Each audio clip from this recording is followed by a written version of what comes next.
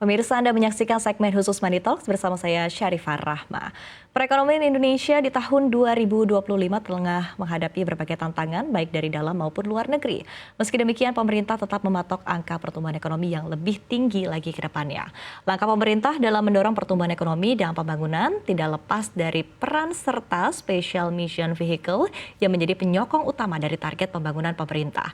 Salah satunya adalah PT Sarana Multi Infrastruktur Persero atau SMI. Langsung saja kita akan mengulas aksi nyata PT Sarana Multi Infrastruktur Persero atau SMI dalam mewujudkan pemerataan pembangunan.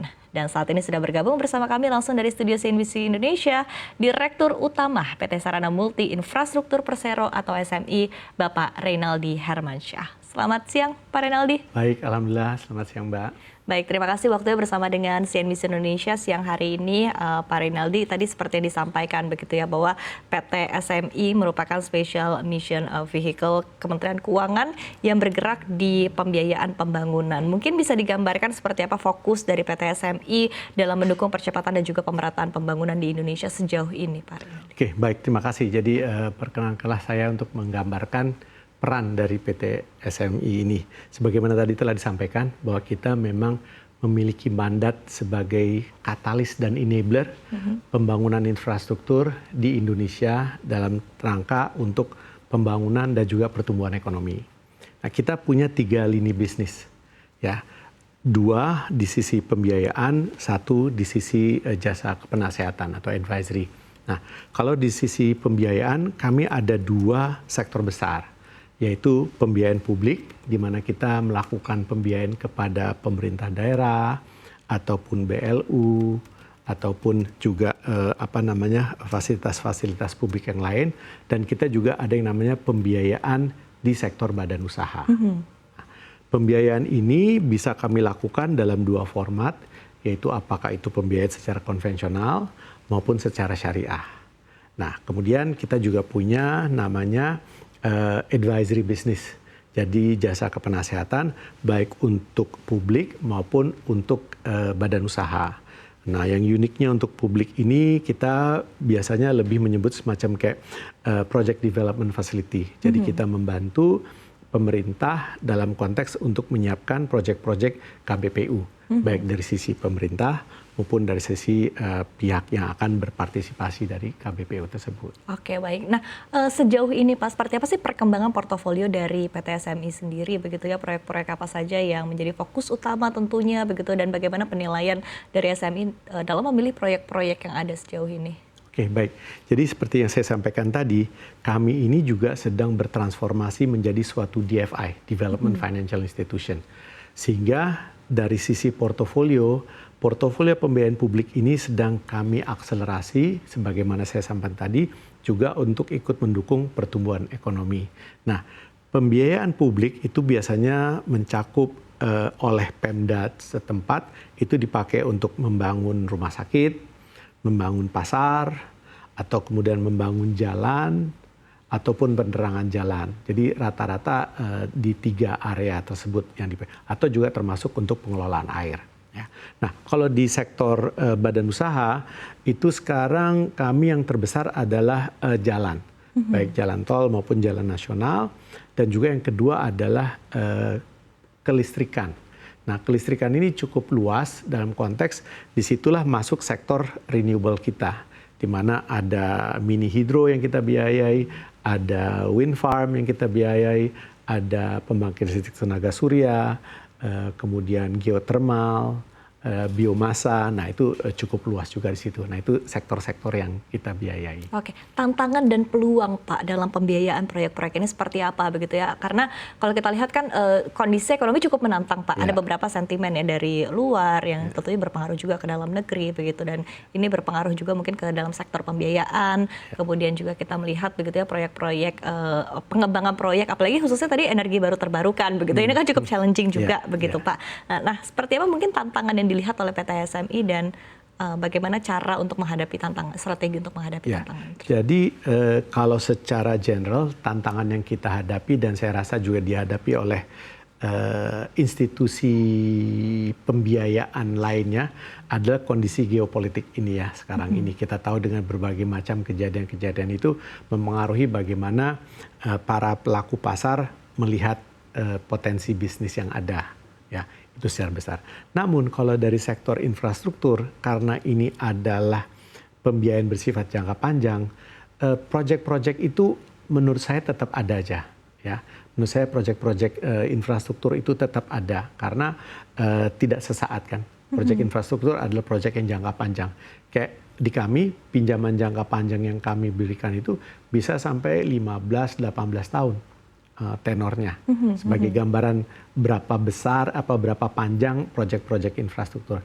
Nah, khusus kalau untuk industri infrastruktur, saya rasa tantangan utama untuk membiayai proyek infrastruktur adalah project preparation-nya. Oke. Karena seiring dengan saya sampaikan tadi, karena bersifat jangka panjang, project preparation ini harus sangat penting sekali. Nah, ini kadang-kadang tantangannya di situ dalam konteks project preparation yang perlu waktu untuk supaya once terjadi proses pembiayaan itu mudah-mudahan bisa lancar aja ke depan. Bisa komitmen sampai selesai begitu ya Pak. Nah, tapi selain itu mungkin kalau untuk sektor-sektor tertentu begitu, apalagi sih tantangan yang sebetulnya dihadapi oleh PT SMI dalam pembiayaan? Masing-masing sektor memiliki tantangan tersendiri ya. Uniqueness-nya ada jalan tol, tantangannya berbeda, telekomunikasi, itu apakah dari data center atau fiber optik atau juga satellite gitu ya, itu juga. Jadi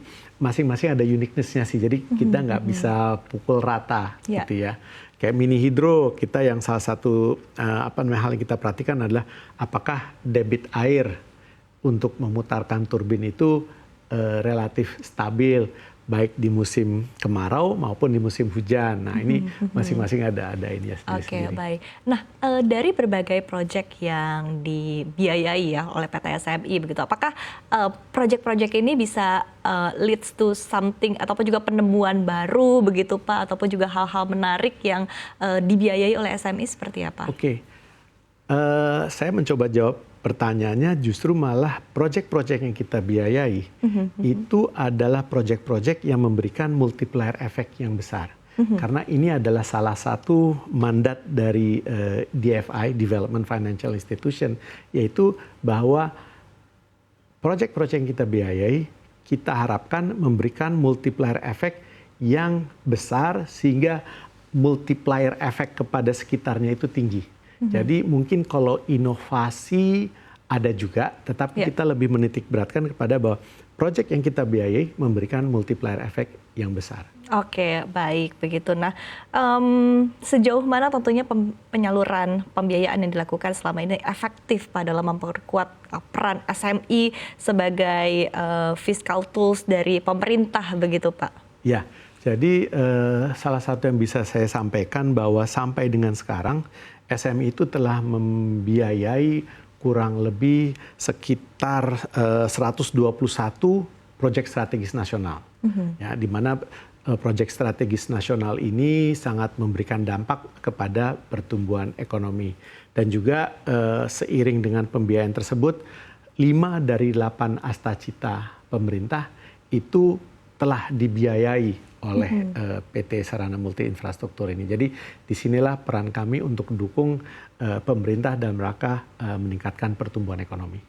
Oke, baik. Nah, tadi kan kita sudah membahas tantangan begitu Pak, mungkin dari sisi pandangan dari PT SMI untuk penyaluran pendanaan proyek-proyek ini begitu. Tapi pertimbangan dari tantangan kondisi makroekonomi sejauh ini seperti apa sih Pak? Kan di tahun lalu kita di masa-masa ya setelah COVID khususnya begitu kan kita melihat ada periode suku bunga tinggi, kemudian bagaimana hal ini tentunya mempengaruhi juga strategi dan realisasi pembiayaan dari PT SMI. Ya, jadi memang kondisi 2025 dengan antisipasi kondisi 2026 karena kita kan baru jalan 2-3 minggu ya, ini memang berbeda. 2025 kita dalam kondisi iklim tingkat suku bunga yang relatif tinggi. Nah, kita nggak tahu nih 2026 ini seperti apa. Nah, di 2026 ini juga kita lihat kan dampak dari international event ini juga sangat berpengaruh. Jadi mungkin Kalau menurut saya agak terlalu dini untuk membuat asumsi-asumsi, tapi yang pasti kami selalu bersikap optimis ya, karena tanpa optimisme tantangan-tantangan atau challenge itu susah untuk dihadapi, gitu ya. Jadi kalau mau memprediksi, menurut saya a bit too early kalau saya boleh sampaikan, karena ini masih baru 2-3 minggu di bulan Januari ini. Tetapi kita tahu bahwa tantangannya akan sedikit berbeda. Nah, kita tapi mempersiapkan diri untuk bisa bagaimana lewati tantangan tersebut. Oke, baik. Nah, strategi dan juga kerangka manajemen resiko yang diterapkan oleh PT SMI seperti apa sih Pak? Karena tadi kan berbicara berkaitan dengan proyek-proyek infrastruktur, ini kan butuh waktu yang cukup panjang begitu ya Pak ya. Terus proses juga yang berbeda-beda setiap sektor, tantangan yang berbeda-beda di setiap sektor begitu. Sehingga akhirnya mungkin dari sisi manajemen resiko juga perlu ditingkatkan begitu. Betul, nah, ini seperti apa? Betul. Jadi kami baru aja pagi tadi itu kita melakukan workshop tentang bagaimana strategi kita untuk memitigasi resiko, mengantisipasi potensi-potensi resiko, apalagi ke depan kan kita juga akan berinovatif dalam berbagai macam bentuk pinjaman yang mau kita berikan. Nah, salah satu mungkin yang unik yang boleh saya sampaikan bahwa pembiayaan publik itu mitigasi resiko kita pertama adalah melihat kapasitas fiskal daerah tersebut. Kemampuan mereka untuk bisa melakukan pengembalian pinjaman, seberapa besar PAD mereka. Nah, ini uniqueness-nya khususnya untuk kalau pembiayaan publik. Kalau pembiayaan badan usaha korporasi saya rasa tidak jauh berbeda sebagaimana lembaga keuangan yang melakukan analisa mitigasi resiko untuk proyek-proyek yang kita biayai. Oke, baik.